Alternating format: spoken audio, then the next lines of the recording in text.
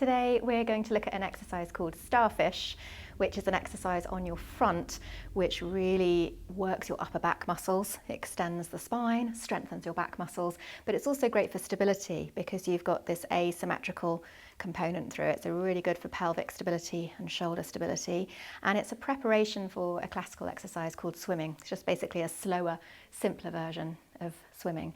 So if you come on down onto your front, we've basically got the feet about as wide apart as the mat and the arms about as wide apart as the mat. So we're in this kind of position. We want to feel quite important when we're on our front that we've got a sense of lift through our centre. So taking a breath in, you can then exhale to feel the pelvic floor muscles lifting and the belly muscles lifting. So just making sure that you can sustain that little bit of lift through your centre to protect and support the spine. And then as you exhale again and bring that centre into action, you can just gently send the breastbone forwards and upwards and feel a little bit of extension emerging into the upper back. So this is basically the position that we want to maintain for this exercise. So I've got the back of the neck lovely and long. I've got my collarbones wide and my shoulder blades dropped down my back. Now, if that's a difficult position for you to sustain, then you can put a softball underneath the breastbone. So you can prop your chest with a small softball, perhaps a 7 or 8 inch softball there to make it a little bit easier. And then as we exhale here, we want to gather in through the deep abdominals and we want to send the opposite arm and leg away from each other and lift them just off the floor. And as we inhale, we're going to bring them back down to the floor again before changing sides. Exhaling to gently lift the deep abdominals for support, and then the arm and the leg can lift, and inhaling to come back down. So it's your out breath to lift the right arm and the left leg, your in breath to lower, and your out breath to lift the left arm and the right leg, in breath to lower.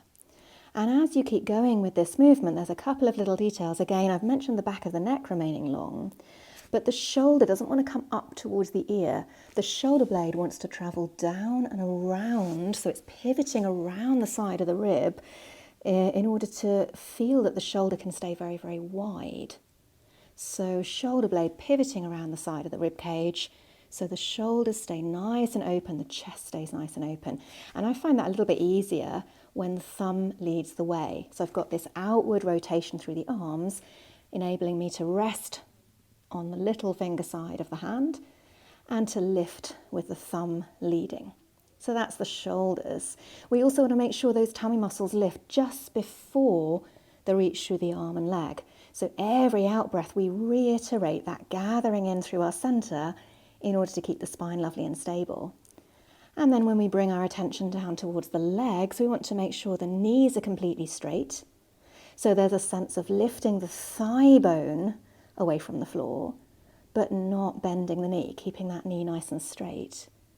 So you should feel with regard to the leg action that it's the buttock muscles working to lift the leg. And as you alternate sides, you want to feel the pelvis completely even against the floor. So both sides of the pelvis remaining heavy and a complete sense of stillness through the spine and the pelvis.